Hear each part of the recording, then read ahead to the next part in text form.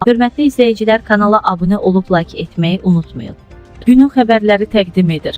Demokrat Azra açıqlamasında Milli Məclisin deputatı Hikmət Babaoğlu deyib. O bildirib ki, Azərbaycan Cənubi Qafqazda və daha geniş coğrafiyada təhlükəsizliyin təmin olunması, onun uzun müddətli davamlılığının qorunması üçün çox mühüm addımlar atıb, həmçinin vacib qərarlar qəbul edib.